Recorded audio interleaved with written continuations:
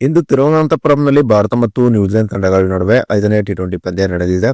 ಇನ್ನು ನ್ಯೂಜಿಲೆಂಡ್ ಎದುರು ಇಂದು ನಡೆದಿರುವ 5ನೇ ಟಿ20 ಪಂದ್ಯದಲ್ಲಿ ಟೀಮ್ ಇಂಡಿಯಾದ ಪ್ಲೇಯಿಂಗ್ 11ನಲ್ಲಿ ಆಗಲಿರುವ 3 ಬದಲಾವಣೆ ಏನು ಎಂಬುದರ ಡೀಟೇಲ್ಸ್ ಅನ್ನ ಈ ವಿಡಿಯೋದಲ್ಲಿ ನಾವು ನಿಮ್ಮ ಜೊತೆ ಶೇರ್ ಮಾಡಲಿದ್ದೇವೆ. ಈ ಸುದ್ದಿಯ ಡೀಟೇಲ್ಸ್ ಅನ್ನ ಕೊಡುವುದಕ್ಕಿಂತ ಮುಂಚೆ ನೀವು ಟೀಮ್ ಇಂಡಿಯಾದ ಅಭಿಮಾನಿಗಳಾಗಿದ್ದರೆ ಈ ವಿಡಿಯೋಕ್ಕೊಂದು ಲೈಕ್ ಮಾಡಿ. ಹಾಗೆ 5ನೇ ಟಿ20 ಪಂದ್ಯದಲ್ಲಿ ಟೀಮ್ ಇಂಡಿಯಾ ಗೆಲುವನ್ನ ಕಾಣುತ್ತದೆ ಅಂತ ನಿಮ್ಗೆ ಅನ್ಸುತ್ತದೆಯೋ ಅಥವಾ ಇಲ್ಲವೋ ಎಂಬ ನಿಮ್ಮ ಅನಿಸಿಕೆಯನ್ನ ತಪ್ಪದೆ ಕಮೆಂಟ್ ಬಾಕ್ಸ್ ಅಲ್ಲಿ ತಿಳಿಸಿ ಕೂಡ.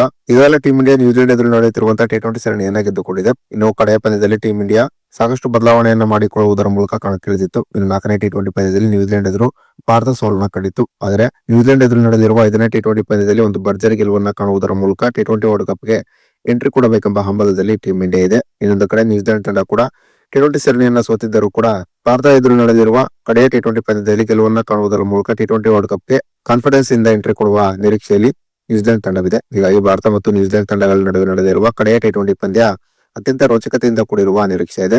ಇನ್ನು 5ನೇ ಟಿ20 ಪಂದ್ಯದಲ್ಲಿ ಟೀಮ್ ಇಂಡಿಯಾ ತನ್ನ ಪ್ಲೇಯಿಂಗ್ 11ನಲ್ಲಿ 3 ಬದಲಾವಣೆಯನ್ನು ಮಾಡಿಕೊಳ್ಳುವ ನಿರೀಕ್ಷೆ ಇದೆ. 4ನೇ ಟಿ20 ಪಂದ್ಯದಲ್ಲಿ ಟೀಮ್ ಇಂಡಿಯಾದ ಪ್ಲೇಯಿಂಗ್ 11ನಿಂದ ಹೊರಗಿದ್ದಂತಹ ಇಶಾನ್ ಕಿಶನ್, ಅಕ್ಷರ್ ಪಟೇಲ್ ಮತ್ತು ವರುಣ್ ಚಕ್ರವರ್ತಿ ಟೀಮ್ ಇಂಡಿಯಾದ ಪ್ಲೇಯಿಂಗ್ 11ಗೆ ಬರುವ ಸಾಧ್ಯತೆ ಇದೆ. ಅಕ್ಷರ್ ಪಟೇಲ್ ಇದೀಗ ಸಂಪೂರ್ಣವಾಗಿ ತಮ್ಮ ಇಂಜರಿಯಿಂದ ಗುಣಮುಖರಾಗಿದ್ದಾರೆ. ಹೀಗಾಗಿ 5ನೇ ಟಿ20 ಪಂದ್ಯದಲ್ಲಿ ಅಕ್ಷರ್ ಪಟೇಲ್ ಕಣಕ್ಕಿಳಿಯುವ ಸಾಧ್ಯತೆ ಇದೆ.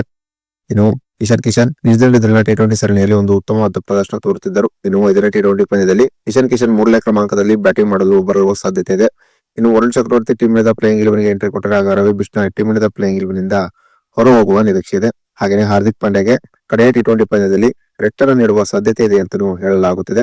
ಹೀಗೆ ಟೀಮ್ ಇಂಡಿಯಾ ನ್ಯೂಜಿಲೆಂಡ್ ಎದುರು ನಡೆದಿರುವ 5ನೇ ಟಿ20 ಪಂದ್ಯದಲ್ಲಿ ಈ ಪ್ರಮುಖ 3 ಬದಲಾವಣೆಯನ್ನು ಮಾಡಿಕೊಂಡು ಕಣಕ್ಕಿಳಿಯುವ ಎಲ್ಲ ಸಾಧ್ಯತೆ ಇದೆ.